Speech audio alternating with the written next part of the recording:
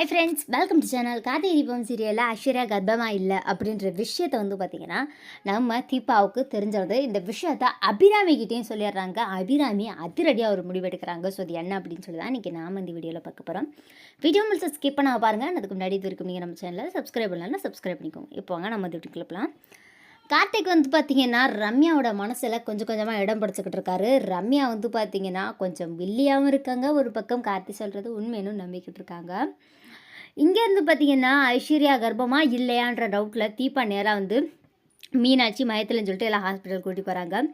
மீனாட்சிக்கு blood test எடுக்கிற மாதிரி ஐஸ்வர்யாவோட blood எடுத்து டெஸ்ட் பண்ணிடுறாங்க. ஐஸ்வர்யா கர்ப்பமாக இல்லை அப்படின்றது அங்கே இருக்க ஒரு டாக்டர் பார்த்திங்கன்னா ரிப்போர்ட்டோட நிரூபிச்சிட்றாங்க. இந்த விஷயத்தை அபிராமி கிட்ட சொன்னோன்னா அபிராமி அதிர்ச்சியாகி அவங்க ஃப்ரெண்டு டாக்டர்கிட்ட ஆல்ரெடி பார்த்திங்கன்னா ஐஸ்வர்யாவை செக் பண்ணியிருப்பாங்க. அவங்களுக்கு கால் பண்ணி கேட்டுன்னு அந்த டாக்டர் பார்த்திங்கன்னா ஐஸ்வர்யா சூசைட் பண்ணிக்கவேன்னு மிரட்டுறதுனால தான் நான் இப்படி பண்ணிட்டேன், என்னை மன்னிச்சிருவ அபிராமி அப்படின்னு சொல்லி கேட்பாங்க. இப்படி பண்ணிட்டே நீனு அப்படின்னு சொல்லிட்டு அடுத்து என்ன நடக்கும் அப்படின்னு பார்த்தீங்கன்னா அபிராமி பயங்கர கோவத்தில் இருந்துகிட்ருப்பாங்க. தீபா போய்ட்டு அபிராமி கிட்ட நீ கர்ப்பமாக இல்லைன்ற விஷயம் எனக்கு தெரியும், ஆனால் நீ இவ்வளவு கேவலமாக சீப்பாக இப்படி ஒரு நாடகம் ஆடி இருக்க, இந்த விஷயம் மட்டும் அருண் மாமாவுக்கு தெரிஞ்சதுன்னா என்ன நடக்கும் அப்படின்னு சொல்லிட்டுருக்காங்க. அதெல்லாம் எனக்கு எப்போ சொல்லணும்னு தெரியும், நீ வேலையை பாரு அப்படின்னு சொல்லி தீபாவை அனுப்பிடுறாங்க நம்ம ஐஸ்வர்யா. இதோட விடாமல் தீபா நேராக போயிட்டு அபிராமிகிட்ட சொல்லிடுறாங்க. அபிராமி ஐஸ்வர்யாவை நேரில் பார்த்தோன்னே பல்லேர்னு ஒரு அறை கொடுத்துட்றாங்க கன்னத்தில். இதை பார்த்தோன்னே நம்ம ரியாவுக்கு பயங்கர அதிர்ச்சி ஆகுது.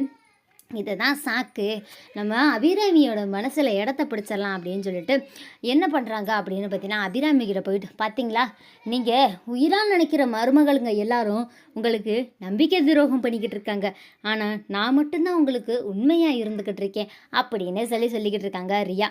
உடனே அபிராமி சொல்கிறாங்க, போறியா இல்லை உனக்கும் பொழிச்சுன்னு ஒன்று வச்சிரவா அப்படின்னு சொல்லி கேட்குறாங்க.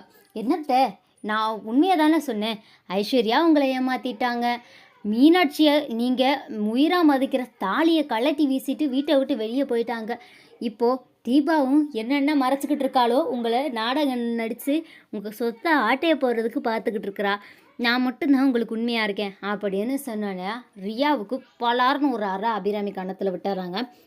இதுக்கப்புறம் என் மருமக தீபாவை பற்றி இத்தனை பேசினேன், உனக்கு அவ்வளோதான் அப்படின்னு சொல்லிடுறாங்க. ஐஸ்வர்யாவுக்கு இப்படி ஆயிடுச்சு அப்படின்னு சொல்லிட்டு ஐஸ்வர்யா ரூமில் போய் உட்காந்துட்டு இருக்காங்க. விஷயம் தெரிஞ்ச அருண் வேகம் ஐஸ்வர்யாவை இழுத்துட்டு தரன்னு கொண்டு போய் வெளியே விட்டு போடி, வீட்டை விட்டு வெளியே போ, இந்த வீட்டில் உனக்கு இடம் கிடையாது அப்படின்னு சொல்லி பேசி